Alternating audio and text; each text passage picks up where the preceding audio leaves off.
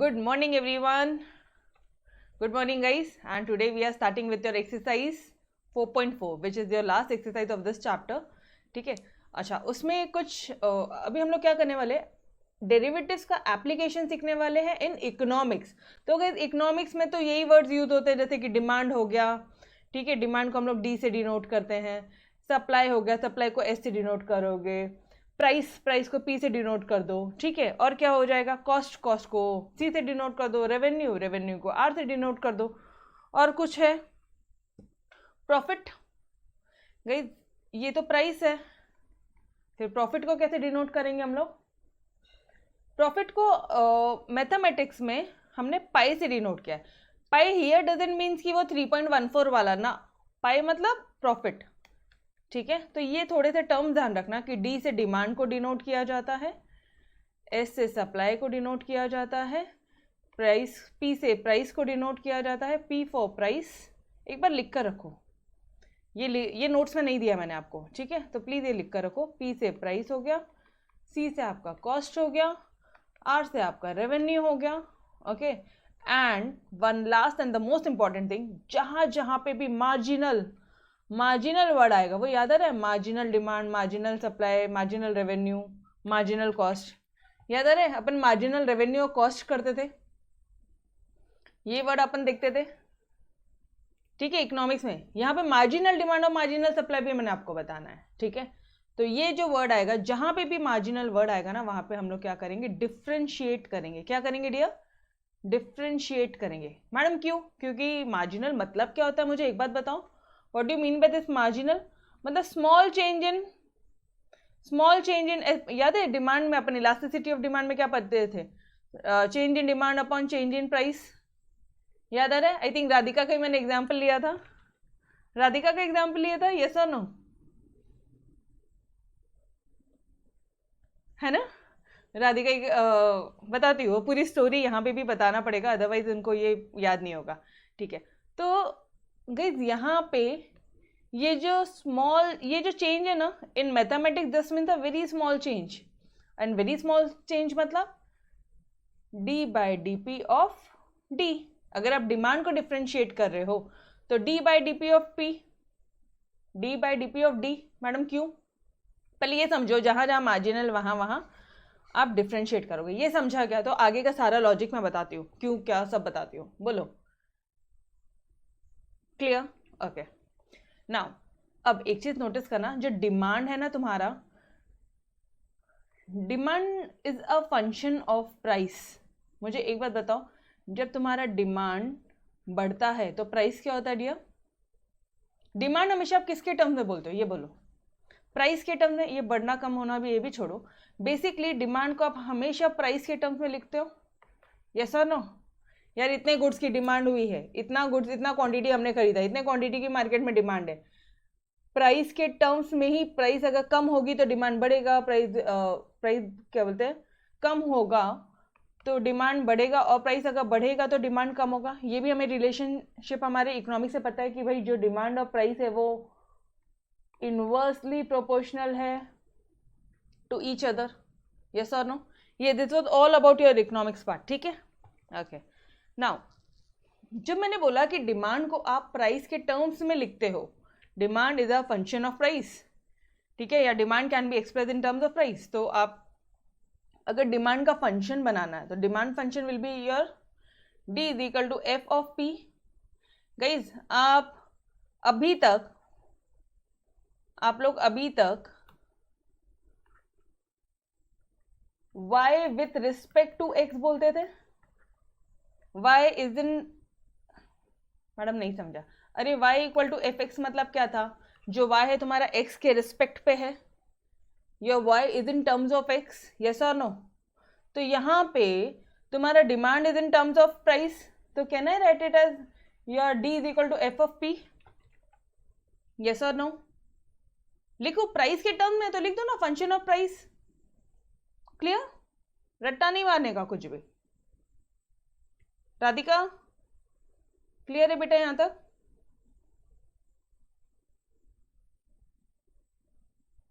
Okay, तो अब मुझे एक बात बताना, ये तो हो गया फिर हमारा, ये फर्स्ट वाला पार्ट हो गया, ठीक है। Demand is equal to function of price, okay. But अगर मार्जिनल डिमांड पूछा तो क्या करोगे? मार्जिनल डिमांड मैडम, यस, जहां जहां मार्जिनल पूछा वहां वहां अपन क्या लगाएंगे? डिफ्रेंशिएट करेंगे। अच्छा, इस y को, ये जो y x के टर्म्स में होता था तो आप उसको डिफ्रेंशिएट करते थे dy बाय डी एक्स, और ये जो मेरा डिमांड है ये प्राइस के टर्म में है तो आप इसको किससे डिफ्रेंशिएट करोगे? d by D P. Clear? Clear? मस्त। d बाय डी पी, वो प्राइस के टर्म में ना, तो प्राइस से ही तो डिफ्रेंशिएट करेंगे यो। ओके वाह, तो मार्जिनल डिमांड क्लियर है, ठीक है। मार्जिनल डिमांड को आप शॉर्ट में लिखते हो डी एम करके लिखते हो, ठीक है। तो this two formulas are done. Now supply. अच्छा, एक चीज़ और ध्यान रखना, मैंने आपको ऐसे बताया था y is equal to F X, ठीक है, y is equal to G X. Guys मुझे एक बार बताना, ये f मतलब फंक्शन ऑफ x है और g मतलब क्या था? g भी तो फंक्शन ऑफ x ही था, ठीक है। याद है अपन u, अगर ये u है ये v है तो u and v both are function of x, yes और no? F X G X क्या है? These all are function of x. तो यहाँ पे supply is a function of GP, यहाँ पे एफ पी लिखा था, यहाँ पे जीपी लिखा है, यहाँ पे एफ एक्स लिखा है, यहाँ पे जी एक्स लिखा है, ठीक है। वो कुछ एक्स के टर्म में है, यू जो है तुम्हारा एक्स के टर्म में है, वी जो है तुम्हारा एक्स के टर्म में है, ओके। डिमांड जो है तुम्हारा प्राइस के टर्म में है, सप्लाई भी तुम्हारा कुछ तो भी प्राइस के टर्म में है। Clear? Supply is also function of price, supply is also dependent on price, it can be expressed in terms of price, yes or no? Clear है ये पार्ट एवरीवन? ठीक है। अब मार्जिनल सप्लाई आया तो एक मिनट, एस किसके term में एक्सप्रेस करते हो? प्राइस के टर्म में।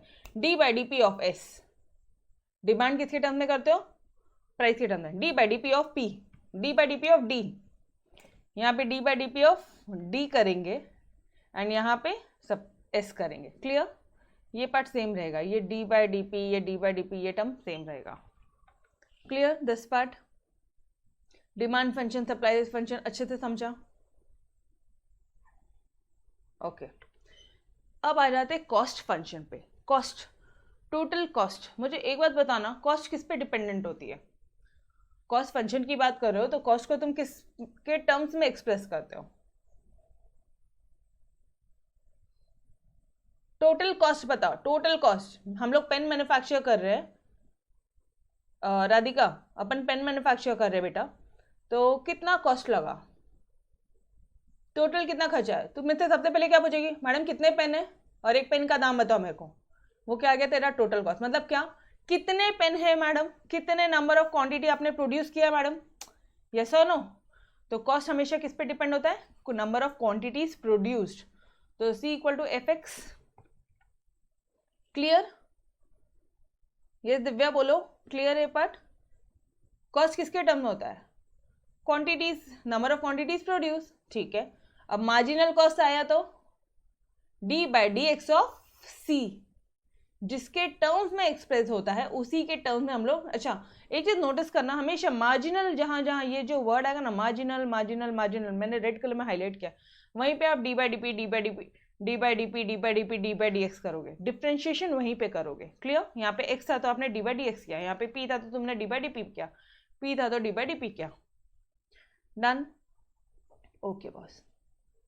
मार्जिनल कॉस्ट पे आ गई। एवरेज कॉस्ट क्या होता है? देखो यहाँ पे डिफ्रेंशिएशन नहीं लगाना, इस पूरे एक्सरसाइज में सिर्फ और सिर्फ मार्जिनल वाली जगह पे ही डिफ्रेंशिएशन लगेगा। एवरेज कॉस्ट, अभी जैसे राधिका ने मुझे बताया कि मैम अपना जो टोटल कॉस्ट है वो 5 लाख रुपया है, ठीक है बेटा, 5 लाख रुपए का अपन ना टोटल खर्चा लगा है पेन बनाने में।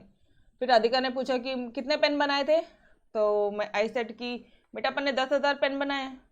तो राधिका बोली मैम आपको पता है अपन को ऑन एन एवरेज एक पेन 50 रुपए का पड़ रहा है। राधिका यस और नो? ऑन एन एवरेज एक पेन 50 रुपए का पड़ रहा है।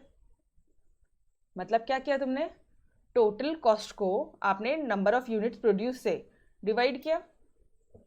तो लिख दें यहाँ पे नंबर ऑफ यूनिट्स, कॉस्ट क्या होता है? टोटल कॉस्ट का सी से डिनोट करते हो आप टोटल कॉस्ट, और नंबर ऑफ यूनिट्स प्रोड्यूस को एक्स से डिनोट करते हो, तो सी अपॉन एक्स हो जाएगा फॉर्मूला। एवरेज कॉस्ट का फॉर्मूला क्या हो जाएगा dear? C upon X. Clear है एवरीवन? सिंपल है, यस और नो? डन।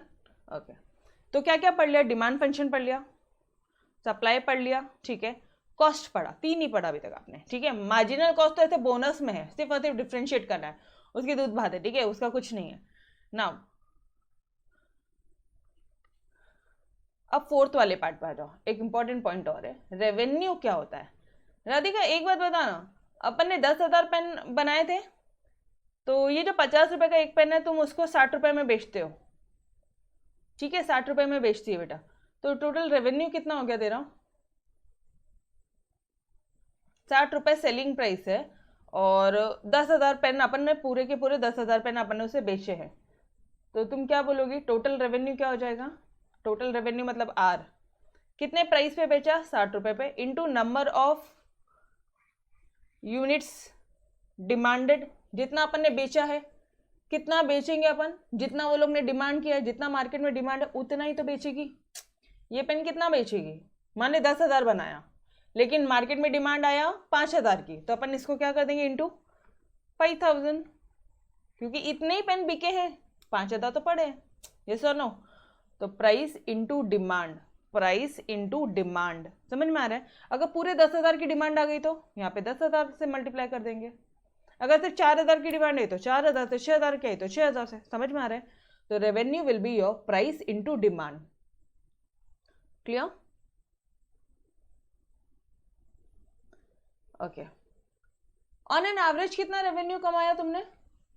तुम बोल रहे हो मुझे टोटल रेवेन्यू है तुम्हारा 5 6 कितना हुआ? 30, और 1 2 3 4 दिन लगा दो यहाँ पे, 3 लाख रुपए टोटल रेवेन्यू है। ऑन एन एवरेज कितना रेवेन्यू कमाया डियर? ऑन एन एवरेज कितना इनकम आया तेरा? एक पेन पे कितना इनकम आया? तो तुम क्या करोगे?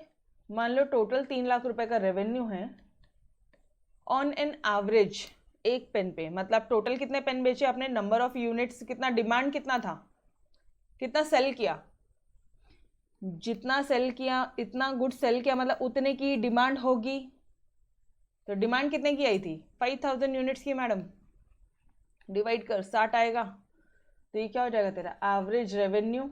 और average revenue is nothing but the price, देखो यहाँ पे सेलिंग प्राइस और ये प्राइस, एवरेज रेवेन्यू सेम है क्या? 60 ही आया है जितने में तुमने बेचा, मतलब average revenue is equal to your price. Can I say this? समझ में आया मैडम? कैसे? अरे बाबा ये देख, रेवेन्यू क्या था?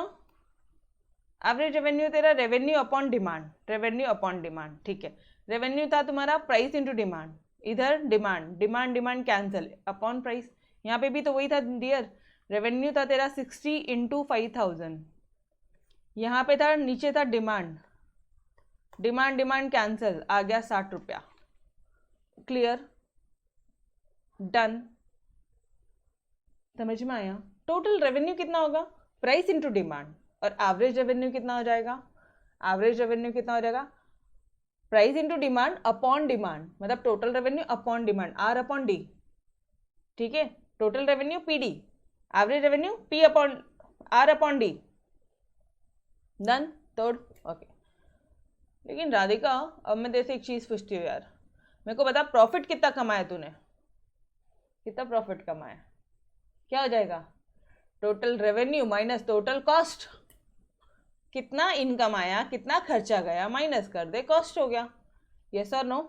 और लास्ट लेक्चर में ही मैंने आपको बताया था अच्छी तरह से कि selling price per unit minus cost price per unit into number of units produce, या तो इस तरह से कर लो, या फिर टोटल सेलिंग कॉस्ट, सेलिंग कितने में आप कितना बेच रहे हो, ठीक है, टोटल कितनी इनकम आ रही है और कितना टोटल खर्चा है, उन दोनों को माइनस कर लो। वही चीज़ यहाँ पे दिया है। यहाँ पे सिर्फ आपको ना थोड़े से टर्म्स में कंफ्यूजन नहीं चाहिए, यहाँ पे रेवेन्यू माइनस कॉस्ट। क्लियर है? एक बार वापस से देख लो।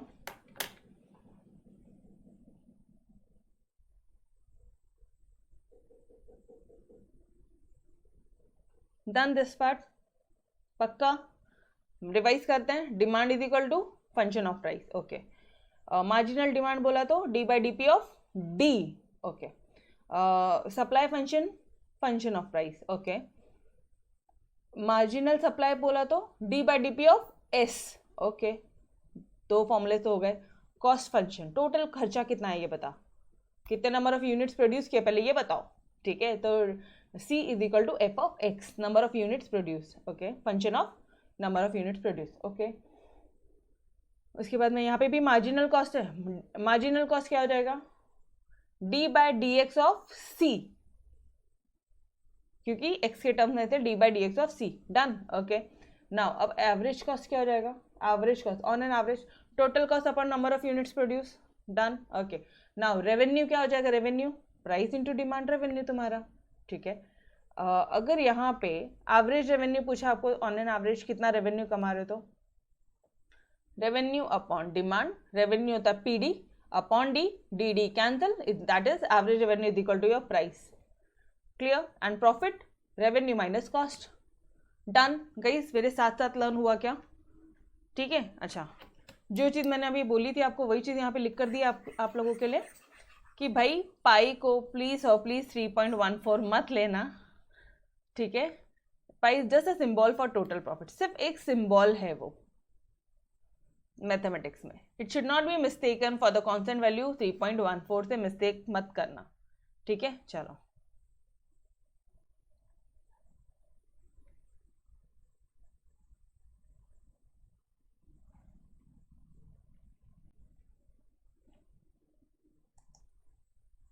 ओके गाइस, तो अब आपको फॉर्मूलेज लर्न हो गए, कोई कंफ्यूजन नहीं है।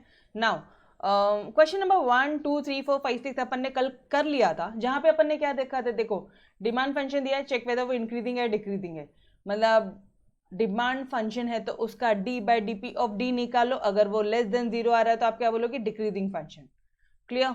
यहाँ पे भी देखो फाइंड डी निकालो, अगर प्राइस इंक्रीजिंग है, मतलब ये जो प्राइस दिया है ये इंक्रीजिंग है, ऑलरेडी दिया वो ग्रेटर देन 0 है, तो अब आप डी निकालो, तो यहाँ से आप डी निकाल लोगे, ठीक है। ये सारे क्वेश्चन अपन ने किए थे कल। नाउ कॉस्ट दिया था, find the value of x, अगर टोटल कॉस्ट डिक्रीजिंग है, सेम क्वेश्चन गए, डिक्रीजिंग है तो लेस देन 0, ठीक है।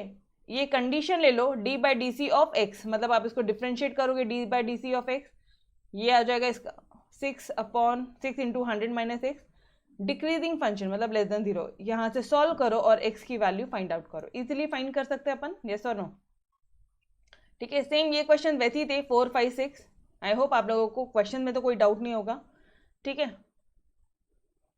Okay, now we are on to your question number 7 which is your elasticity of demand. Guys elasticity of demand क्या होती है, what do you mean by this term elasticity of demand. अच्छा, economics में अगर आपने मुझसे पढ़ा है तो आपको एक याद है कि मैंने एक मस्त तरह से स्टोरी से आपको पूरा बताया था, जहाँ पे मैंने राधिका का एग्जाम्पल लिया था, राधिका भी हमारे साथ ऑनलाइन है, ठीक है, लाइव है मतलब। तो उसका एग्जाम्पल क्या था, एक शॉर्ट में आपको बताती हूँ। चलो ठीक है, पहले इलास्टिसिटी ऑफ डिमांड अपन ने इकोनॉमिक्स में क्या पढ़ा था वो देखते हैं, ठीक है। अपन ने इकोनॉमिक्स में क्या पढ़ा था guys, elasticity of demand, price elasticity होती है, इनकम इलास्टिसिटी होती है, क्रॉस इलास्टिसिटी होती है, these are your 3 types of elasticity of demand. अब ये प्राइस इलास्टिसिटी के भी 5 टाइप्स होते थे, याद है, इसके भी 5 टाइप्स होते थे price elasticity of demand, okay. Now कैसे निकाल देते आप इसको, change in quantity demanded upon change in price, इसका change in quantity demanded upon change in income, income को वाई से डिनोट करते थे, और यहाँ पे तो ए और बी का प्रोडक्ट लेके करते थे, ये इसको अननेसेसरी यहाँ पे मत लिखो, ये इकोनॉमिक्स का पूरा ऑल टर्म टुगेदर वो एक टर्म है, ठीक है। Now price elasticity, change in quantity demanded मतलब change in demand upon change in price, yes और नो। चेंज स्मॉल चेंज मतलब फर्स्ट लेक्चर अगर आपने देखा होगा, फर्स्ट बेसिक लेक्चर, तो वहाँ पे मैंने आप लोगों को बहुत अच्छी तरह से बताया था, इसी चेंज को हम लोग डेरिवेटिव बोलते हैं, ठीक है। D by D P of D, quantity demanded here, इसको मैं सिंपल डी भी लिख दूं तो भी चलेगा, यस और नो। इलास्टिसिटी ऑफ डिमांड क्या था वहां पे, D by D P of D था, हंसो मत नालायको, इधर आओ, डन।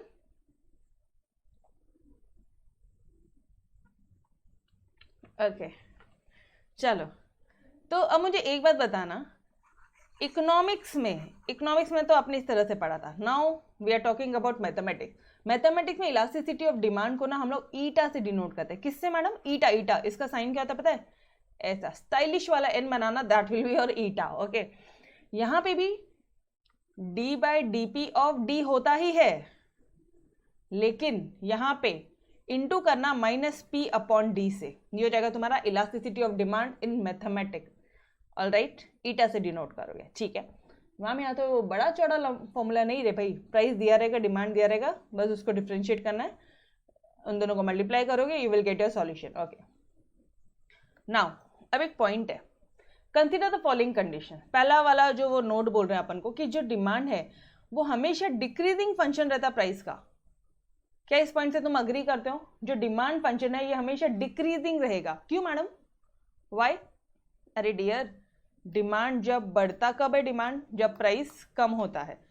जब प्राइस बढ़ता है तो डिमांड कम होता है. मतलब क्या है, इन दोनों के बीच में कौन सा रिलेशनशिप है? इनवर्स रिलेशनशिप है. इनवर्स रिलेशनशिप है डियर, यस और नो? ठीक है, तो मैं बोलूं कि इसका जो है ये हमेशा का हमेशा ये डिक्रीजिंग फंक्शन ही रहेगा. This will always B decreasing function. हमेशा वो लेस देन जीरो रहेगा, हमेशा ये नेगेटिव रहेगा. तो अब मुझे बताना, ये नेगेटिव रहेगा, ये नेगेटिव है, तो नेगेटिव नेगेटिव पॉजिटिव आ जाएगा, तो ये ईटा हमेशा क्या रहेगा? पॉजिटिव रहेगा. वही लिखा है देखो. And also price and demand are always positive. मतलब ईटा जो है तुम्हारा हमेशा पॉजिटिव रहेगा, ग्रेटर देन जीरो रहेगा. समझ में आया क्या? इन शॉर्ट, जो डिमांड है वो डिक्रीजिंग फंक्शन रहेगा और जो ईटा है वो हमेशा तुम्हारा क्या रहेगा? पॉजिटिव रहेगा. Clear this part everyone? ज्यादा दिमाग नहीं लगाएगा, जैसे जैसे बता रही हूँ वैसे ही करना है. ठीक है, डन. ओके, नाउ अच्छा अब आ जाओ तुम वापस इकोनॉमिक्स के कंसेप्ट में. इकोनॉमिक्स में हमने राधिका का एग्जाम्पल लिया था. ठीक है, राधिका का एग्जाम्पल लिया था और उसे पांचों केसेस पूरे प्राइस इलास्टिसिटी ऑफ डिमांड से किया था अपन ने, बहुत मस्त तरह से. उसमें क्या था? Change in quantity demanded. यहाँ पे मैं मैथमेटिक्स कर रही हूँ इसलिए मैं डिमांड लिखती हूँ. ठीक है, change in demand upon change in price. ठीक है, ओके. नाउ राधिका को लड़का वाला देखने आया. ठीक है, जैसे ही लड़का वाला आता है वैसे ही राधिका भाग जाती है, घर से ही भाग जाती है. ठीक है, देखते बैठे उसके मॉम डैड. तो गाइस ये क्या पार्ट है? राधिका कोई रिस्पॉन्स है? मैडम रिस्पॉन्स तो छोड़ो, घर ही छोड़ दिया उसने. Perfectly in elastic. क्या है गाइस ये? Perfectly in elastic. जब ईटा जीरो रहेगा तब आप क्या बोलोगे? परफेक्टली इन इलास्टिक डिमांड है. Clear this part? Clear. Now अगर मान लो उसने ना 10 क्वेश्चन पूछे हैं राधिका से और राधिका ने जो जवाब दिया है वो भी 10 का पूरे 10 क्वेश्चन का जवाब शांति से घर में रुक कर दिया है. तो ये क्या हो गया? ये हो गया guys unitary elastic. n equal to 1. Eta क्या हो जाएगा? यहाँ पे 1 हो जाएगा. क्लियर? ठीक है, वो बंदा तो 10 ही क्वेश्चन पूछता है, ये मैडम 20. उसको वो इतना पसंद आ जाता है कि वो 20 सवालों का जवाब दे देती है. मतलब खुद से ही मुझे पता है आपको ये भी पूछना है मुझे. अरे अब चिंता मत करो, मैं खाना भी बनाऊंगी, मैं आपका सर्व करूंगी, मैं सुबह 5 बजे आप उठ के जाओगे तो भी मैं टिफिन रेडी करूंगी, ईच एंड एवरीथिंग. मतलब पहली बंदी ने सारी चीजें बोल डाली. इनफैक्ट आपको घर में मदद लगेगी तो भी मैंने आपको सब मदद करनी है, सब सब सब सब. अब जैसा बोलेंगे सब करूंगी मैं. ठीक है, तो ओवर एक्साइटमेंट के कारण. तो गाइस यहाँ पे इलास्टिसिटी कैसी है? बहुत ज्यादा है. यहाँ पे क्या आएगा? हमेशा ग्रेटर देन 1 आएगा. कैंसिल करो जरा, 2 will always be greater than 1. Greater than 1 will be your relatively elastic. मतलब मैडम रिलेटिवली क्यों आया यहाँ पे ये वर्ड? गाइस इकोनॉमिक्स में बहुत अच्छी तरह से बताया था, अभी मैं सिर्फ शॉर्ट से बताती हूँ. इसके कंपेयर में जो राधिका है वो रिलेटिवली इलास्टिक है. डन? समझ में आया? अरे वो बंदे के कंपेयर में जो राधिका है हमारी वो रिलेटिवली इलास्टिक है. क्लियर? डन और नॉट? यस. ओके. अच्छा अगर उसने 10, उस राधिका को ना बिल्कुल पसंद नहीं आ रहा है, उसने 10 क्वेश्चन पूछे, हमारी मैडम ने तो सिर्फ 4 के जवाब दिए, ये क्या हो जाएगा? या जवाब ही नहीं दिया या 4 के जवाब दिए. या जवाब नहीं दिए तो क्या हो जाएगा? 0/10. और जवाब दिए तो कम दिए, क्या हो जाएगा ये? मतलब 0 से, या फिर ये लेस देन 1 है, ये तो समझ में आ रहा है. तो 0 से अगर लेस देन 1 के बीच में कोई भी सिचुएशन आती है तो आप क्या बोलोगे, जो हमारी राधिका है वो क्या है, रिलेटिवली इनइलास्टिक है, इसके कंपेयर में वो हिलती नहीं है, हिलती डुलती नहीं है भाई, एकदम रिजिड है, इनइलास्टिक है। समझ में आया, क्लियर है। तो गाइस ये छोटी सी टेक्निक से आपको पूरा लर्न हो जाता है, इसलिए मैंने आपको यहाँ पे बताया, ठीक है। It will be very helpful for you all. Zero घर से ही भाग गई वो, उसके आने से पहले उसको बस भनक पड़ी कि कोई आने वाला है मेरे को देखने के लिए, बंदी घर से भाग जाती है, क्या हो जाएगा, क्या हो जाएगा, बोलो फटाफट से, परफेक्टली इनइलास्टिक, ठीक है। नाउ लेस देन 1, उसने 10 पूछे, हमारी इस मैडम ने सिर्फ 4 के जवाब दिए, रिलेटिवली इनइलास्टिक, ओके। उसने 10 पूछे, हमारी मैडम ने 20 के जवाब दे दिए, 20 क्या 50 क्वेश्चन के जवाब दे दिए, ठीक है, ये क्या हो गया, रिलेटिवली इलास्टिक, ओके। नाउ 10 पूछा, 10 के जवाब दिए तो क्या है, यूनिटरी इलास्टिक। क्लियर, लर्न हो गया यहीं पे मेरे साथ साथ एवरीवन, गाइस लर्नड। अच्छा ये दिव्या है ना, दिव्या ने ज्वाइन नहीं किया था है ना इकोनॉमिक्स, तो दिव्या आपके लिए ये टेक्निक्स बहुत हेल्पफुल होगा, ठीक है, दिव्या के लिए बहुत हेल्पफुल होगा। अरे दिव्या पूरा इकोनॉमिक्स इसी टेक्निक से पढ़ाया है, पूरा इकोनॉमिक्स ऐसी मस्त तरह से पढ़ाया हुआ है, ठीक है, ओके। तो मजा आएगी आपको। चलो, तो ये इससे अपन ने पूरा वहाँ पे इकोनॉमिक्स में प्राइस इलास्टिसिटी ऑफ डिमांड पूरा मस्त तरह से पढ़ा था, बस वही टेक्निक बता दी यार, आप लोगों को भी बहुत हेल्पफुल हो जाएगा। नाउ चलो बड़े आगे देख लो, यहाँ पे कुछ भी किसी को भी कोई डाउट है क्या, इलास्टिसिटी ऑफ डिमांड क्या होता है, D by D P of D, ये तो होता ही था, माइनस पी अपॉन डी, क्या हो जाएगा, ईटा, ओके बॉस। उसके बाद में जो डिमांड है वो डिक्रीजिंग फंक्शन होता है, और जो ईटा होगा वो हमेशा ऑब्वियसली नेगेटिव नेगेटिव पॉजिटिव हो जाएगा, ये भी पार्ट क्लियर है। बाकी ये तो मैंने अभी इलास्टिसिटी ऑफ डिमांड क्लियर किया, इसका रिस्पॉन्स के बेसिस पे पूरा आंसर, ठीक है। चलो नाउ कम, अच्छा एक रिलेशनशिप बिटवीन आपको याद रखना पड़ेगा, मार्जिनल रेवेन्यू, एवरेज रेवेन्यू और इलास्टिसिटी ऑफ डिमांड का बीच में रिलेशनशिप है। मैम इनके बीच में क्या रिलेशनशिप हो सकता है, क्यों नहीं हो सकता डिया, क्यों नहीं हो सकता, मुझे एक बात बताना, रेवेन्यू क्या होता है तुम्हारा, रेवेन्यू क्या होता है बताओ, it's your function of demand, ठीक है जी। एवरेज रेवेन्यू क्या होता है, एवरेज रेवेन्यू की बात कर रहे हो ना, एवरेज रेवेन्यू क्या होता है, डी, एवरेज रेवेन्यू बोल रही हूँ मैं, तो रेवेन्यू अपॉन हो जाएगा आपका डिमांड, मतलब P D upon D, D D cancel P. अच्छा यहाँ से एक और चीज नोट करना, ये देखो R A equal to P, average revenue is equal to your price, ठीक है, डन, ये पार्ट भी क्लियर है, ये पार्ट क्लियर है, R is equal to price, okay. Now अच्छा इसके बाद में you have R M, R M भी आपको पता है मार्जिनल रेवेन्यू होता है, मार्जिनल रेवेन्यू, मार्जिनल जिधर जिधर आया आप उसको क्या करोगे, डी बाय, ये डी के इसमें है राइट, तो D by D of R, yes और no, D by D of R करोगे, गाइस एक्स के टर्म में होता तो डी बाई डी एक्स करते थे, ये पी के टर्म में होता था तो डी बाई डी पी करते थे, यहाँ पे डी के टर्म में तो डी बाई डी डी करेंगे ऑफ आर, क्लियर। तो अभी मैं आपको इन दोनों के बीच में रिलेशनशिप बता रही हूँ, समझ में आ रहा है, अभी अपन पढ़ क्या रहे हैं, ये एवरेज रेवेन्यू और ये मार्जिनल रेवेन्यू को हम लोग इनके बीच में रिलेशनशिप पढ़ रहे हैं, ठीक है। नाउ आर एम मार्जिनल जो रेवेन्यू होता है will be your RA into 1 minus 1 upon eta. RM is equal to RA into 1 minus 1 upon eta. Clear, ईटा कैसे कैलकुलेट करते हो, ईटा कहाँ से आता है मैडम, ये रहा ईटा, ठीक है, वो अपन ने ऊपर देख लिया था। नाउ ये आरए को कभी कई बार क्या होता है आपको ये सारे इंफॉर्मेशन दे दिया जाता है, मार्जिनल रेवेन्यू दे दिया है क्वेश्चन में, इलास्टिसिटी ऑफ डिमांड दे दिया, आपको बोला आरए निकालो, ये फॉर्मूला यूज करो इजिली निकाल लोगे, ठीक है, क्वेश्चन 7, 8 वही उसी के बेसिस पे है, ओके। अगर आपको आरएम दिया है, ईटा दिया है और आपको निकालने बोला है प्राइस, तो obviously guys we can put RA के बदले में हम लोग यहाँ पे प्राइस का पुट कर सकते हैं, आरए हटा दो प्राइस कर दो तो प्राइस निकाल लो, क्लियर एवरीवन, ये फॉर्मूला याद रखना, R M is equal to R A into 1 minus 1 upon eta, done yo, okay boss. चलो आ जाओ पहले इससे रिलेटेड क्वेश्चन सॉल्व करते हैं, फिर वापस से मैं आके आपको थोड़ा सा ब्रेक हो जाएगा, फिर मार्जिनल प्रोपेंसिटी टू कंज्यूम मैं आपको बताती हूँ, ठीक है। ब्रेक भी क्या शानदार लेते हैं ना अपन, चलो जी आ जाओ, find the marginal revenue. Marginal revenue find करना है, मतलब क्या फाइंड करना है डियर? RM फाइंड करना है। If the average revenue RA दे दिया और ईटा दे दिया है 5। अभी कभी इसी का फॉर्मूला हमने पढ़ा था। RM क्या होता है? RM is equal to RA 1 - 1 upon eta. यही फॉर्मूला पढ़ा था, बस फटाफट से अप्लाई कर दो। यहाँ पे RA दिया है, ईटा दिया है, फटाफट से फॉर्मूला यूज करो and find out your RM। क्या हो जाएगा? RA दे दिया है 45 इंटू, गाइस प्रेजेंटेशन देखना, given average revenue, elasticity of demand, we know that, ठीक है।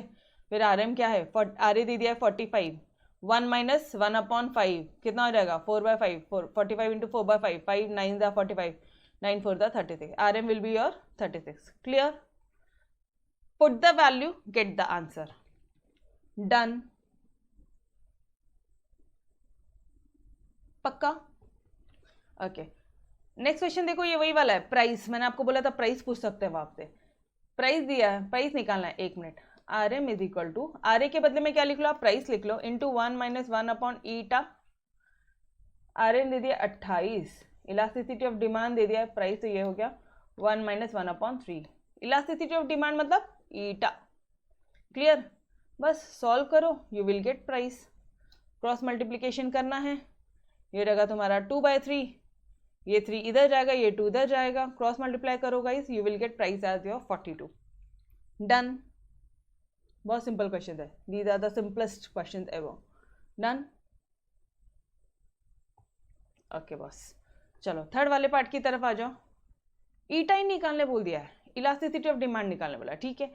मार्जिनल रेवेन्यू RM दे दिया 40 और प्राइस दे दिया है 75। अच्छा, ईटा कितना? ईटा निकालना है RM 50 एंड प्राइस 75। हमारा फॉर्मूला क्या होता है? प्राइस इंटू प्राइस और RA, ठीक है। इसके बदले में यहाँ पे अपने माइंड में भी फ्लेक्सिबिलिटी रखना, 1 - 1 अपॉन ईटा। RM दे दिया है 50, प्राइस दे दिया है 75, 1 - 1 अपॉन ईटा। निकाल लेंगे इजीली। कैसे निकालोगे? सबसे पहले तो ये 75 को इधर नीचे भेजो, ठीक है। ब्रैकेट हो जाएगा 1 - 1 अपॉन ईटा। फिर ये जो 1 है ये इधर जाएगा, हो जाएगा -1। ये कितना था तुम्हारा? 2/3 इज इक्वल टू 1 - 1 अपॉन ईटा है। अब ये जो माइनस साइन देखो, ये वाला पार्ट, ये पूरा माइनस है, तो इसको इधर भेज दो, इसको इधर ले लो, तो 1 - 2/3 हो जाएगा and this will be your 1 upon eta. बस सॉल्व करो, you will get answer as 3। Done. Simple है मैम। 1 आएगा ना? अरे बाबा, 1 upon n is equal to 1 upon 3, 1 upon eta equal to 1 upon 3, मतलब n क्या हो जाएगा? ईटा क्या हो जाएगा गाइस? 3। डुमडुम को लो ना, तुम्हारे हरीश सर के डुमडुम को कॉमन लो ना, यस और नो? ठीक है, डिनोमिनेटर को अपन ने कंपेयर किया, eta equal to your 3। Done everyone. चलो जी, नेक्स्ट क्वेश्चन की तरफ बढ़े आगे। ये भी सेम है। If the demand function D, okay, ये हमें पता था जो D है वो फंक्शन ऑफ प्राइस रहेगा। ये देखो प्राइस के टर्म में दिया है, यस और no? Find the elasticity of demand at price equal to 4। Elasticity of demand मतलब क्या निकालने बोला है? ईटा क्वेश्चन मार्क, और प्राइस क्या दे दिया है? 4। ओके बॉस, तो मुझे एक बात बताना, डिमांड फंक्शन दिया है, ठीक है। ईटा का फॉर्मूला क्या होता है? -P upon D dy/dp of D, yes और नो? ठीक है, ये प्राइस दे दिया तुम्हें 4, माइनस D क्या है? नहीं पता। D पता है ना, ये रहा D पूरा। मैडम इतना पूरा? हाँ जी, डालो उधर, क्या करोगे आप?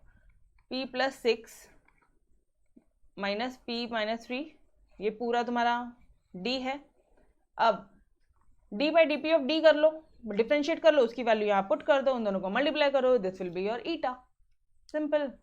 चलो डिफ्रेंशिएट कर ले फटाफट से। समझ में आ रहा है क्या करना है, क्वेश्चन क्या है, कैसे करना है? समझ में आ रहा है एवरीवन? समझ में आ रहा है ना? ये दिव्या? ओके, तो ये क्या करोगे अभी आप? इसको डिफ्रेंशिएट करो। U अपॉन V का रूल मालूम है क्या? u अपॉन v का रूल, यूवी रूल में first into differentiation of second करते हैं, तो यहाँ पे हम second into differentiation of first minus first into differentiation of second, ये देखो minus and whole upon second का होल स्क्वायर, वही फॉर्मूला यूज किया है एंड ये आपने निकाल लिया दिस पार्ट, मतलब ये हो गया हमारा -9 अपॉन p - 3 का होल स्क्वायर। गाइस अब मैं डिफ्रेंशिएशन नहीं कर रही हूँ, ठीक है, बहुत सारी बार अपन ने कर करके देख लिया, तो ये हो जाएगा आपका -4 अपॉन p + 6, ये p - 3 ऊपर जाएगा, -9 अपॉन p - 3 का होल स्क्वायर, ये और ये स्क्वायर कैंसिल हो जाएगा, ये माइनस माइनस कैंसिल हो जाएगा, कितना हो जाएगा ये 4 9 जा, बताना मुझे, 9 4 दा 36, ये तो कैंसिल हो गया ना, p + 6 p - 3, p तुमको क्वेश्चन में दिया है क्या?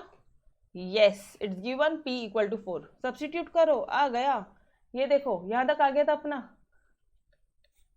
4 + 6 4 - 3, कैलकुलेट करो, you will get eta as 3.6, done everyone, simple है, सिर्फ वैल्यूज पुट करनी है and you will get your solution,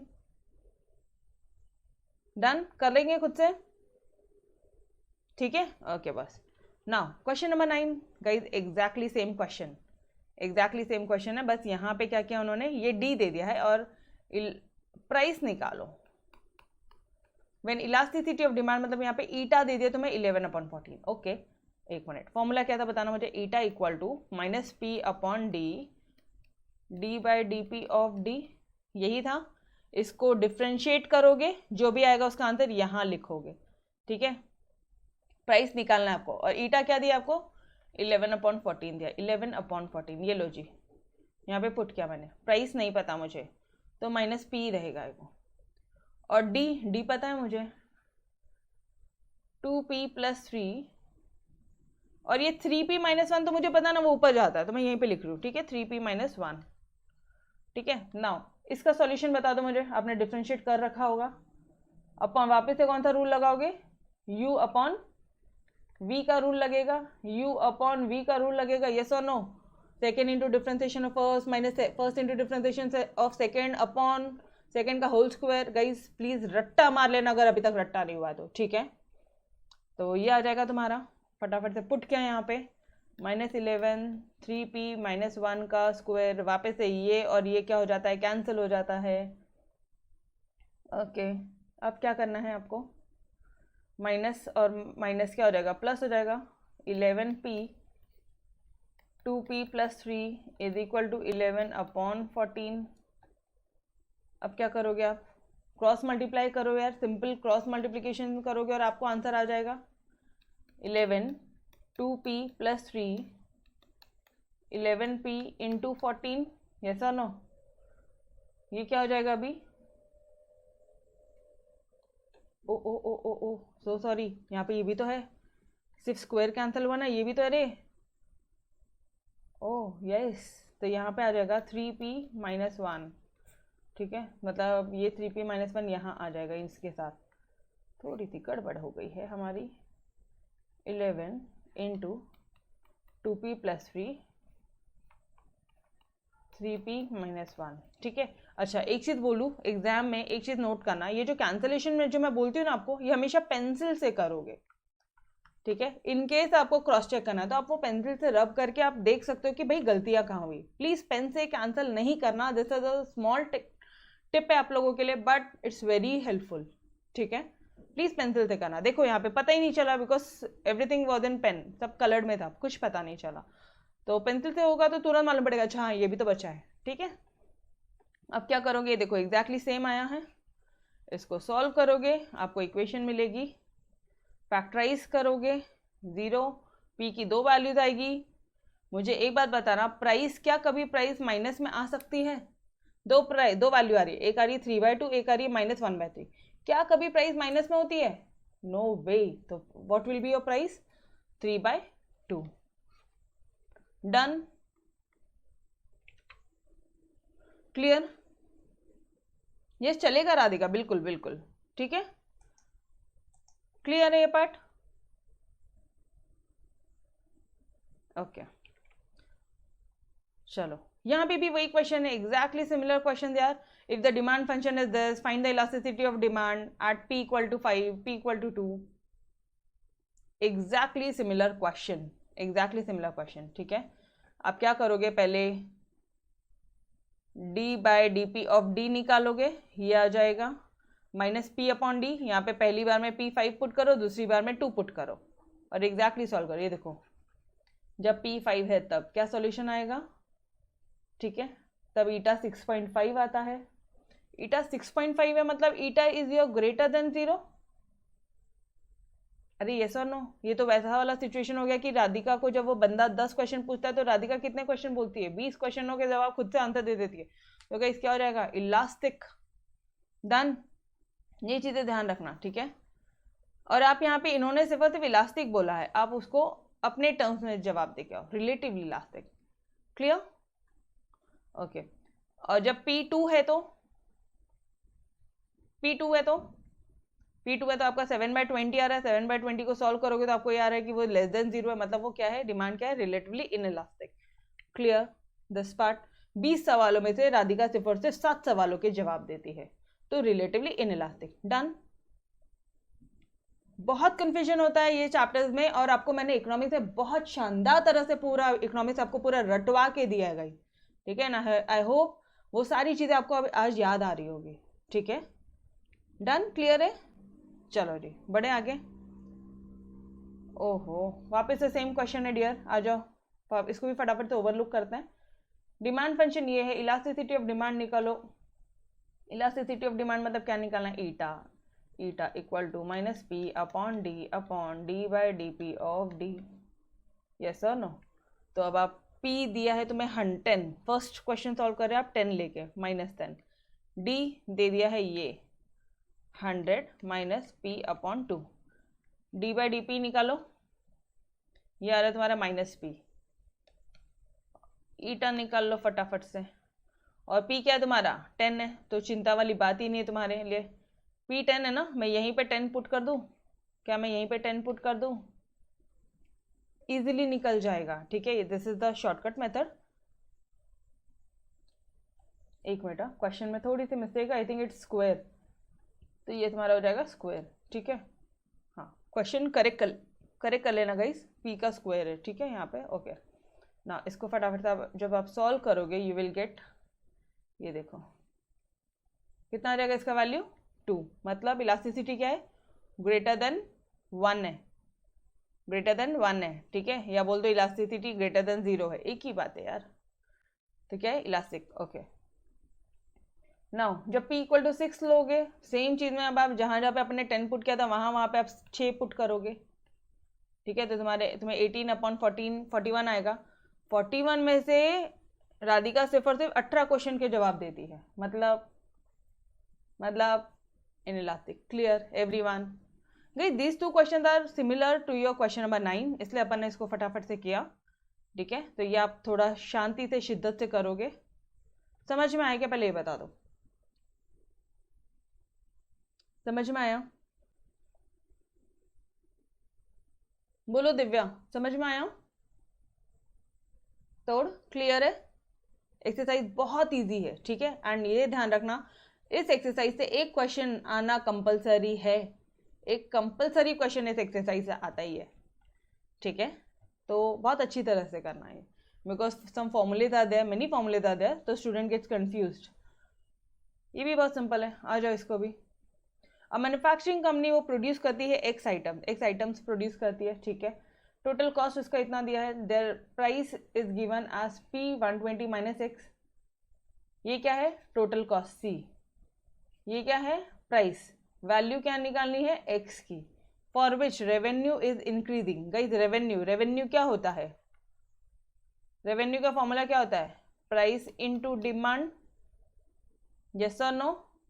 price दे दिया है तुम्हें 120 माइनस एक्स, डिमांड क्या है एक्स, रेवेन्यू फंक्शन क्या हो गया, किससे डिफ्रेंशिएट करोगे, D by D x of R करोगे. यस और नो.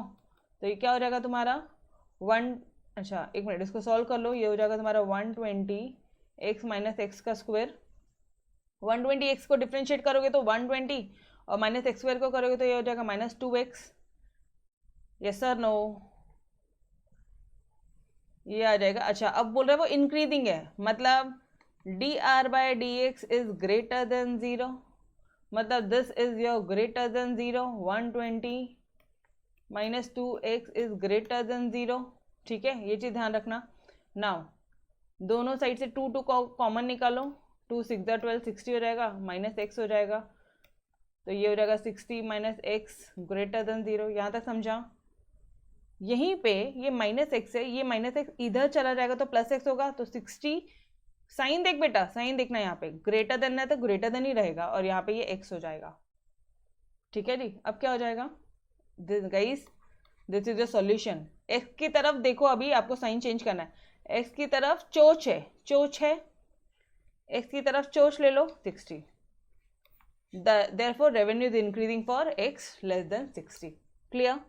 ऑलरेडी इस तरह के क्वेश्चन अपन ने कर लिया, ये this is your repeated sum. Done? Okay, now अब क्या बोला, profit is increasing. Guys what do you mean by this profit? Revenue minus cost, profit बोला तो जब भी आप पाई से डिनोट करते हो ना, इसका मतलब होता है कि तुम पढ़ के गए हो, तुमने मैथमेटिक्स अच्छी तरह से डिटेल साल भर पढ़ाई की है। ठीक है, तो ये छोटी छोटी टेक्निक ध्यान रखना। रेवेन्यू माइनस कॉस्ट, रेवेन्यू क्या था तुम्हारा? रेवेन्यू क्या था? आपने यहीं पे तो निकाला है रेवेन्यू। मैडम किधर? ये देखो रेवेन्यू निकाल रहे थे, ये आया था, फिर ये आया था, यहाँ पे डिफ्रेंशिएट किया, तो this is your final revenue. तो 120x minus x square, profit is equal to revenue minus cost. क्या था revenue? 120x minus x square, 120x minus x square, और कॉस्ट क्या दिया? कॉस्ट तो क्वेश्चन में दे दिया है, 40 plus 2x, 40 plus 2x, bracket है, ब्रैकेट ओपन हो जाएगा, -40 माइनस 2x हो जाएगा, 120x माइनस एक्स स्क्वायर। ठीक है, इन दोनों को सॉल्व करोगे, माइनस करोगे आप, ये हो जाएगा तुम्हारा 118x माइनस एक्स स्क्वायर का एक्स स्क्वायर, -40 का -40। अब क्या करोगे? Everything is in terms of your x, differentiate करो। क्यों मैडम, क्यों डिफ्रेंशिएट करूँ? क्योंकि प्रॉफिट को इंक्रीजिंग बोलना है, मतलब प्रॉफिट फंक्शन इंक्रीजिंग फंक्शन बोलना है। यस और नो? समझ में आ रहा है? तो प्रॉफिट को क्या करेगी? डिफ्रेंशिएट करेगी विद टर्म्स ऑफ एक्स। ये समझ में आ रहा है दिव्या? ये देख, प्रॉफिट इज इंक्रीजिंग फंक्शन बोला है, तो ये जो आ गया था ना आपका, इसको आप डिफ्रेंशिएट करोगे, d/dx ऑफ पाई, डिफ्रेंशिएट किया, ये क्या हो गया? -2x, 118x का 118, और ये 40 का क्या हो जाएगा? 0। ये लो, 2 को कॉमन निकालो, ये आ जाएगा। इंक्रीजिंग फंक्शन बोला तो वापस से d/dx of pi greater than 0 बोलेगी, इसको सॉल्व करके x लेस देन 59 निकलेगा। क्लियर? ऑलरेडी ये क्वेश्चन कर लिया है। डन?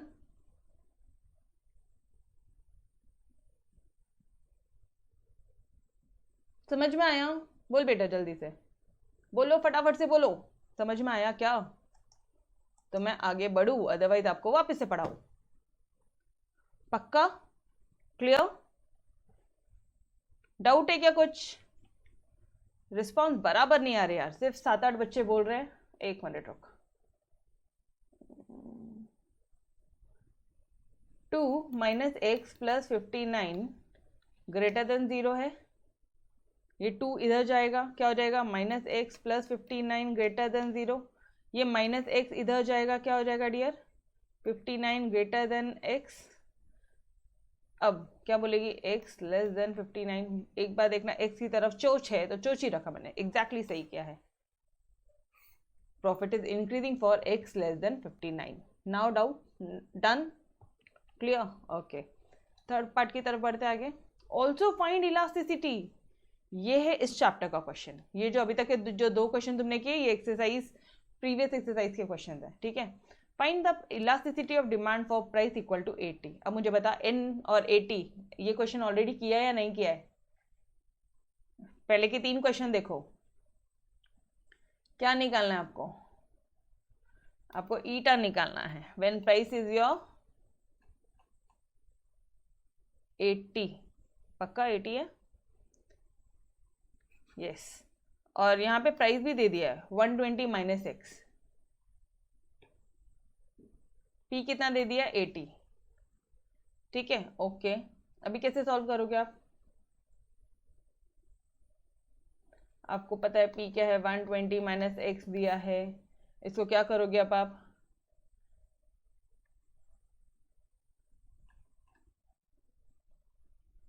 बोलो, find the value of x for which profit is increasing. अच्छा कई एक चीज, the price is given as P 120 minus x, okay.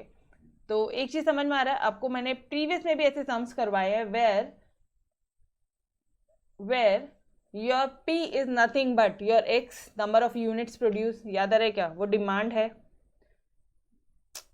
कितना यूनिट बेच रहे हो, कितना यूनिट आप बेच रहे हो, मतलब कितने की डिमांड आई है आपको, जितना बेचोगे उतने की डिमांड आ रही है, यस और नो?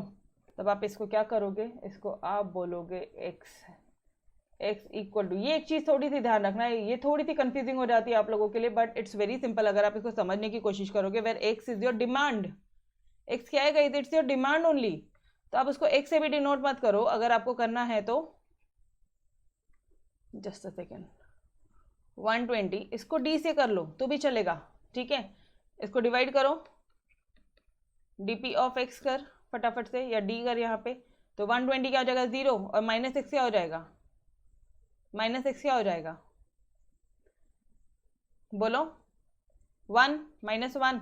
अच्छा एक मिनट, यहाँ पे तुमने चेंज कर दिया, आपने क्या किया डियर, आपने चेंज यहाँ पे कर दिया, ठीक है। एक बात ध्यान से समझो, इस क्वेश्चन को इंपॉर्टेंट मत करो, गलतियां होने के चांसेस है, इसलिए इंपॉर्टेंट करना है, ठीक है। एक बार वापस से आ जाना, क्या बोला है यहाँ पे, क्वेश्चन में दिया था P equal to 120 minus x, ठीक है। वेयर ये क्या हो जाएगा तुम्हारा, डिमांड है। अगर ये डिमांड है तो ऑब्वियसली गाइस ये प्राइस है, डिमांड प्राइस के टर्म्स में ही होता है। जब तुम्हें ये समझ में आ गया तो ये भी समझ में आएगा। तो D by D P of d 120 का 0, पी का -1, यस और नो? अब ये -1 को इधर लिखो, ये कितना हो जाएगा, इधर x के बदले में आप d लिख दो, यहाँ पे उन्होंने बोला x equal to demand, but ठीक है आप x के बदले में d लिख दो, ठीक है।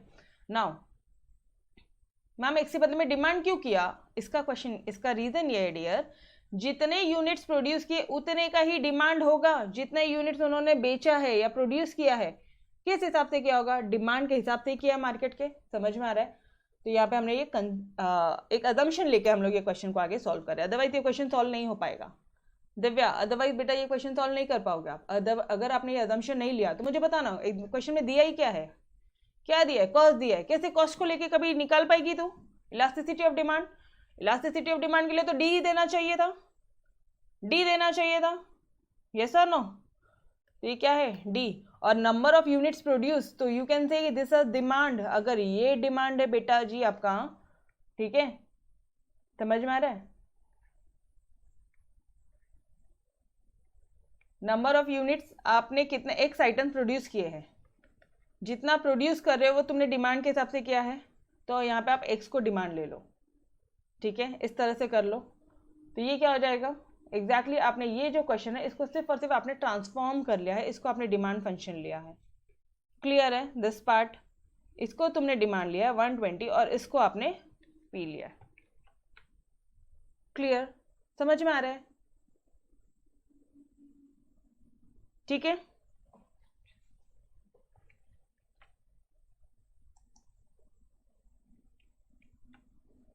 ठीक है। तो उन्होंने जो ये क्वेश्चन दिया था ना पी को, तुमने ये पी को वापस से एक बार देख लो, इस पी को आपने डिमांड बताया है, और ये जो एक्स है, और डिमांड हमेशा प्राइस के टर्म में होगा, इसलिए आपने इसको 120 माइनस पी किया है। तुमने क्वेश्चन यहाँ पे हल्का सा ट्रांसफॉर्म किया है guys, and this is your biggest assumption in this question, जहाँ पे तुम नहीं पढ़ के जाते हो तो गलतियां करते हो। इस क्वेश्चन को वेरी वेरी इंपॉर्टेंट मार्क करना, इसको देखे बगैर एग्जाम में जाइयो मत, ठीक है। ये एक्सरसाइज से एक क्वेश्चन आना पक्का बनता है, तो प्लीज ये इंपॉर्टेंट मार्क करो। चलो अब ये तो आपको पता चल गया, 120 का 0 हो जाएगा डिफ्रेंसिएशन, इसका 1 हो जाएगा, तो तुम्हारा d by D P of, अच्छा डिमांड इक्वल टू एक्स, तो इसको मैं एक्स लिख लूँ या फिर डी लिख दूँ, जैसा आपको ठीक लगे, ठीक है।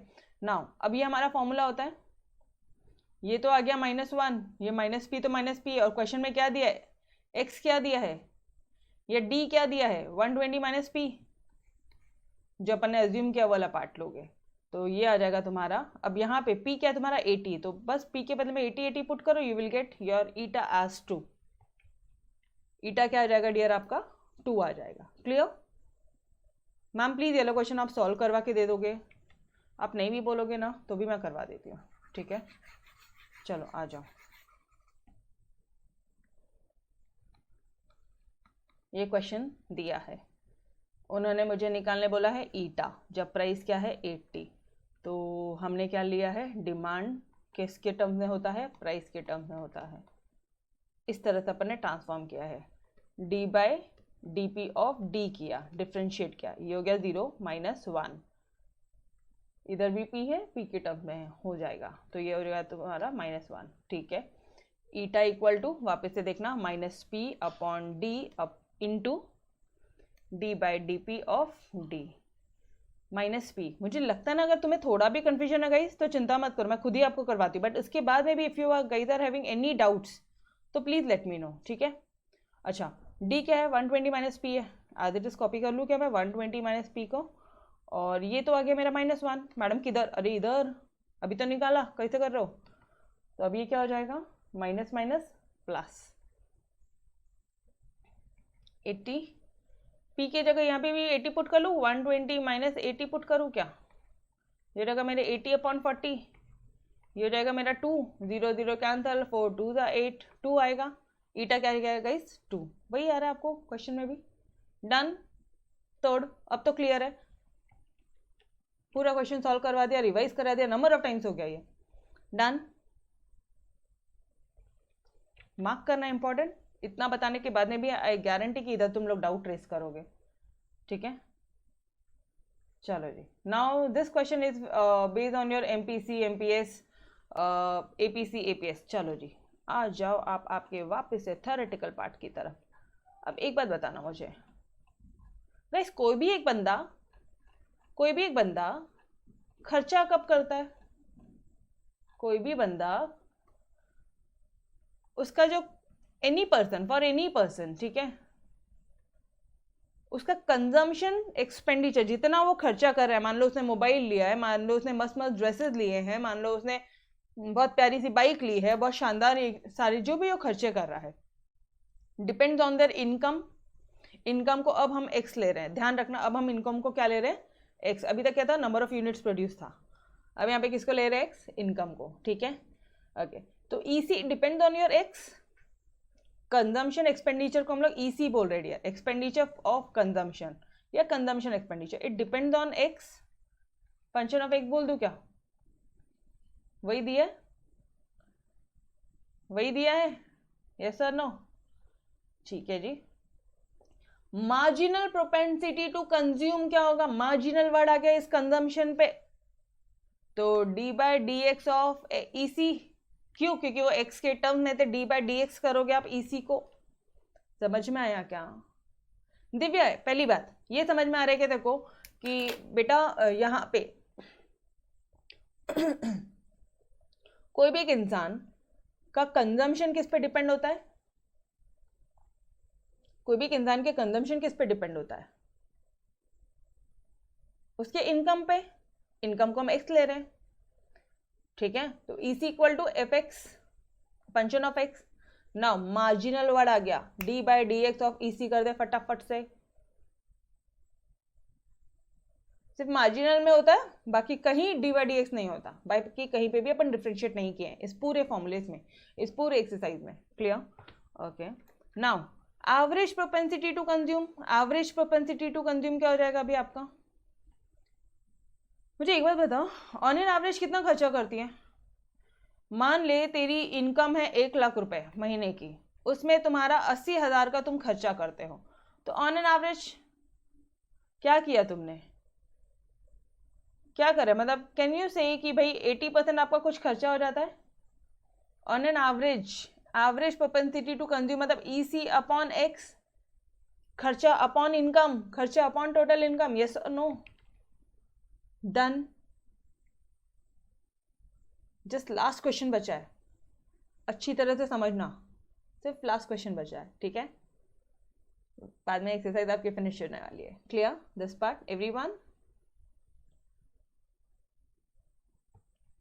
ओके, अब मुझे एक बात बताना यार, ये बंदे का तुमने खर्चे का तो निकाल लिया, ठीक है, ये खर्चे का तो निकाल लिया तुमने, मुझे बता मार्जिनल प्रोपेंसिटी टू कंज्यूम निकाल लिया तुमने, ठीक है, वो कितना खर्चा करेगा अपॉन d/dx।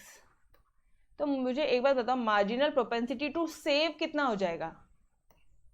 कितना सेव करेगी किस पे डिपेंड करता है? इनकम पे ही तो डिपेंड करेगा, मैं कितना खर्चा करूंगी या कितना सेव करूंगी, कितनी डिमांड है कितना सप्लाई है, प्राइस पे ही तो डिपेंड करेगा। Yes sir no? तो सेविंग किस पे डिपेंड कर रही है? इनकम पे ही डिपेंड कर रही है, तो d/dx ऑफ s। समझा क्या? डन, तोड़, पक्का, अच्छी तरह से समझा? Okay, now on an average कितना सेव करोगे? तो saving upon total income. Saving मान ले 20,000 की सेविंग होती है, 1 लाख में से 20,000 की सेविंग होती है, तो saving upon total income. Done.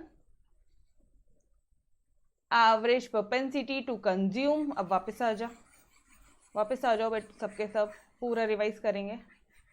Sir जी खर्चा और इनकम, खर्चा और सेविंग इनकम पे डिपेंड होता है। ओके, क्या बोला आपने? खर्चा और इनकम किस पे?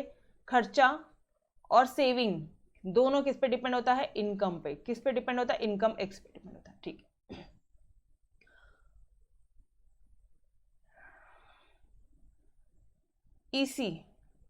EC that is your consumption expenditure, EC is function of income, वो इनकम के टर्म्स में होगी, ठीक है।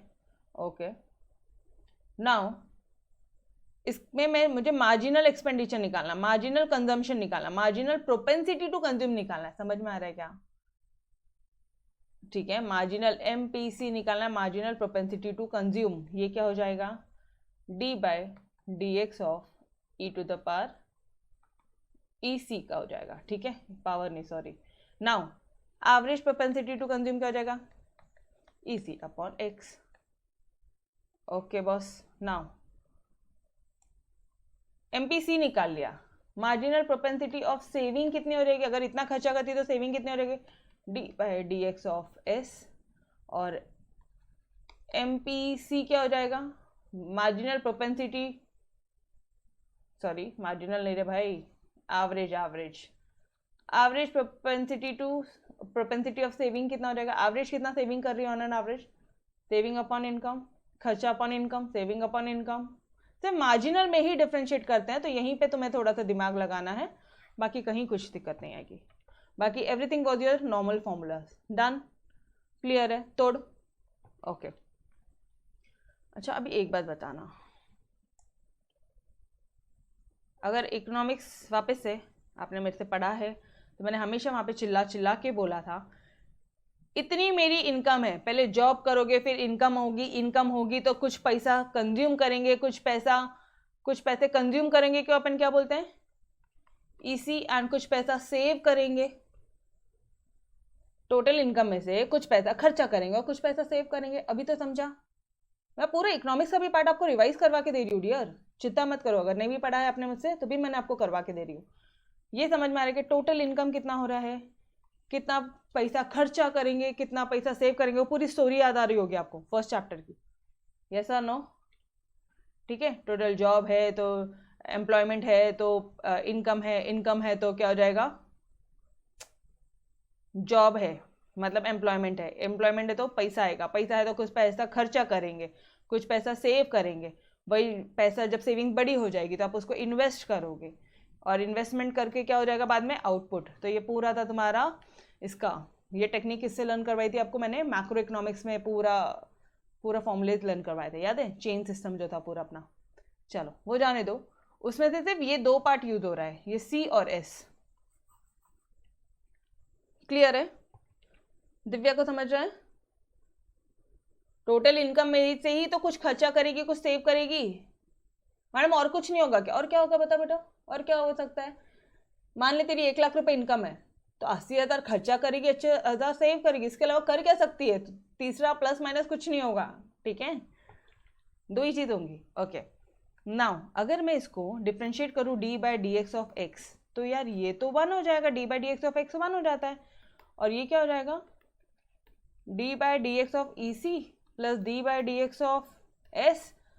गाइस एक चीज नोटिस करना जरा, is it your formula of MPC? It is your formula of MPS? अरे डी बाई डी एक्स से डी बाई डी एक्स से मार्जिनल का ही तो फॉर्मूला होगा, एवरेज का थोड़ी ना होगा डियर, यस और no?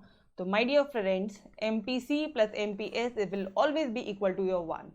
Marginal propensity to consume plus marginal propensity of saving will always be 1. Done this part. तोड़, अब रट्टा नहीं मारना पड़ेगा, सिर्फ रेड मार्किंग को ध्यान दो, ठीक है? ओके, अब इसी चीज को वापस से ले लो। अभी तो तुमने डिफरेंशिएट किया ऊपर के फॉर्मूले को, अगर इसी फॉर्मूले को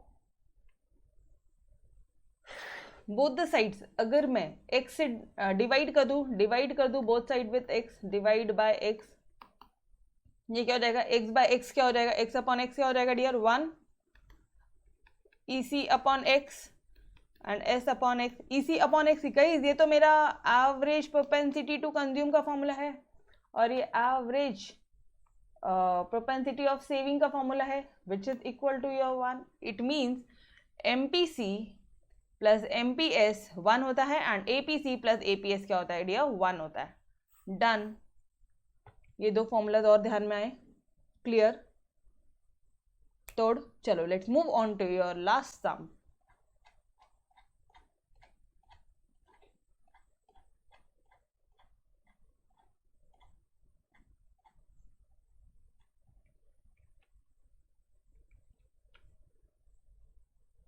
yes, question number 13.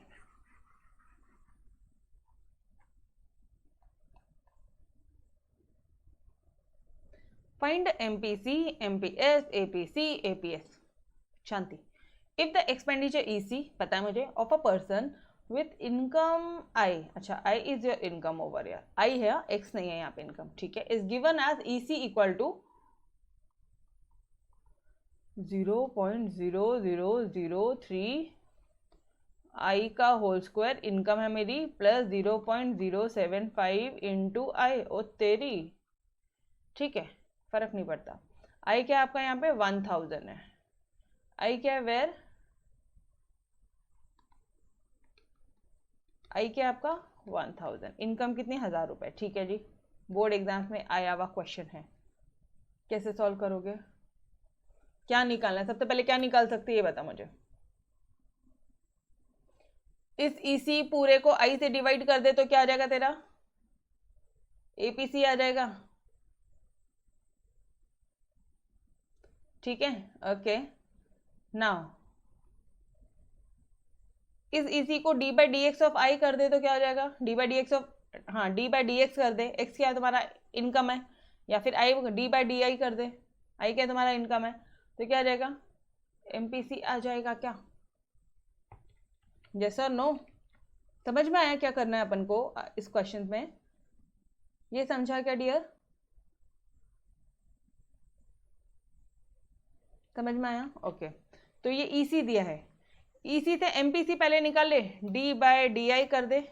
Ma'am I cube, income और इनकम को उन्होंने X से बताया था अभी अपन ने, यहाँ पे I है, फर्क क्या पड़ता है? थोड़े से फ्लेक्सिबल रहो ना माइंड से, ठीक है. I के टर्म में तो अपन I से डिवाइड करेंगे. चलो ये क्या हो जाएगा? ये तो कांस्टेंट है, देने दे, जितना जीरो दे के उनको कंफ्यूज करना करने दे. कांस्टेंट बाहर निकल.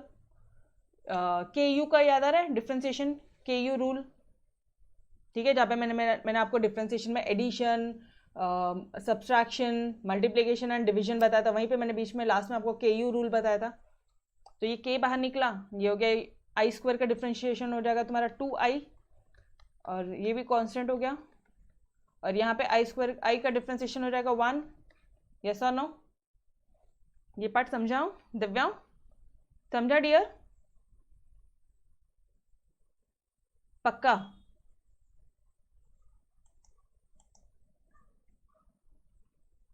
ओके, नाउ अब आप क्या करोगे? I की वैल्यू को पुट कर दूं क्या? ये आ गया डिफ्रेंसिएशन। आई की वैल्यू 1000 है, तो मुझे एक बात बताना, 0.0003 2 इंटू 1000 प्लस 0.075, यहाँ पे आई नहीं है, यहाँ पे 1 है, इसका आई का डिफ्रेंसिएशन 1 हो जाएगा। एक्स का 1, D by D x of x 1, D by D I of I 1, ठीक है, कंफ्यूज मत होना बस। तो ये इधर देखो, इधर 1000 है, इधर 3 0 है, तो ये 1 2 3, तो ये कितना आ जाएगा तुम्हारा 0 कितना 3 होगा, बताना मुझे एक बार। 0.3 होगा क्या, इंटू 2 प्लस 0.75, 0.075 सॉरी, ये होगा, ये सा नो, अरे 3 जीरो है, यहाँ पे भी 3 जीरो, तो ये डेसिमल 1 2 3, डेसिमल यहाँ आ जाएगा तो 0.3। नाउ 0.3 इंटू ये 2 कितना रहेगा 0.6 प्लस 0.075, इन दोनों को ऐड ऑन करो, ये रहेगा तुम्हारा 0.675। नहीं समझ में आ रहा है, यहाँ पे ऐड करके देखो, 0.075 प्लस 0.6 कितना हुआ 0.675, वही तो लिखा, समझ में आया। ये क्या आ गया अपना, EC को डिफ्रेंशिएट किया, क्या आ गया MPC, यस और नो, MPC आया। And now we know that since MPC and plus MPS equal to 1, इसमें से MPC आ गया, MPS क्या हो जाएगा 1 माइनस MPC, 1 माइनस 10 कर लो, MPS क्या हो जाएगा, समझ में आ रहा है, 1 माइनस 0.675 कर ले, ये हो जाएगा तुम्हारा 0.325, ये आ गया तेरा MPS, MPC MPS आ गया, डन। समझ में आया डियर, MPS कैसे आ रहा है, सेविंग तो दिया ही नहीं था, उसको डिफ्रेंशिएट कर ही नहीं सकते, तो MPS कैसे निकालेंगे मैडम, अभी समझ में आ रहा है। ये MPC plus MPS equal to 1 क्यों पढ़ाया आपको वो रूल, क्योंकि अगर MPC पता है तो तुरंत आप 1 माइनस MPS करके मतलब MPS इस वाले फॉर्मूले से MPS हो जाएगा 1 माइनस MPC, MPC निकालना है 1, अगर MPS पता है तो ये रहेगा 1 माइनस MPS, समझ में आ रहा है। बस एक को इधर लो तो तुम्हारा दूसरा वाला पार्ट ऑटोमेटिकली आ जाएगा, ये पार्ट क्लियर है। ठीक इसी तरह से एवरेज इनकम निकालनी है, एवरेज इनकम निकालनी, ये क्लियर है, यहाँ तक क्लियर है, यहाँ तक क्लियर है dear, MPC MPS clear, done. Okay now अब वापस से पूरा क्वेश्चन वापस से लिखना जरा, APC क्या हो जाएगा तुम्हारा,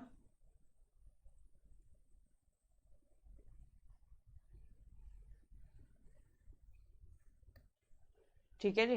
ओके नाउ ये मुझे बताओ, ये तुम्हारा क्या आया है, एक मिनट, एवरेज इनकम क्या होती है, APC क्या होती है डियर, एवरेज इनकम क्या होता है, फटाफट से जाओ ऊपर बताओ मुझे, APC क्या होता है, इनकम अपॉन, मतलब जो भी तुम्हें एक्सपेंडिचर है अपॉन इनकम, और average propensity two of saving क्या होती है, सेविंग अपॉन इनकम, खर्चा क्या होता है, खर्चा अपॉन इनकम, ये देख इधर, यहाँ से मत देख, यहाँ देख, APC क्या होता है, expenditure upon income, saving upon income, ठीक है, तो फटाफट से आ जाओ। बट मैम EC तो बहुत डेंजर दिया था, चिंता क्यों कर रहे हो, फटाफट से अपन डिवाइड करेंगे ना उसको, EC पूरा एग्जैक्टली क्वेश्चन से कॉपी करते हैं पहले। EC क्या दिया है, EC दिया था डेंजर, या मैं एक काम करती हूँ इसी को मिटा लेती हूँ, ठीक है, इसी को मिटाती हूँ, यहीं पे करते हैं अपन डिवाइड।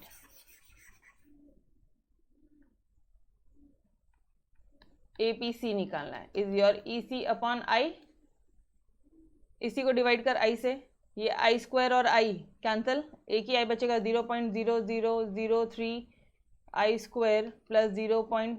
दिस अपॉन I कर दे, प्लस 0.075 I अपॉन I कर दे, क्या हो जाएगा, ये एक स्क्वायर ये कैंसिल हो जाएगा, तो this will B 0.0003 I and plus 0.00 नहीं है, सॉरी एक ही जीरो है, ध्यान रखना बस एग्जाम में भी 75 इन, अच्छा यहाँ पे तो आई कैंसिल हो गया, यहाँ पे कुछ भी नहीं बचेगा, ओके।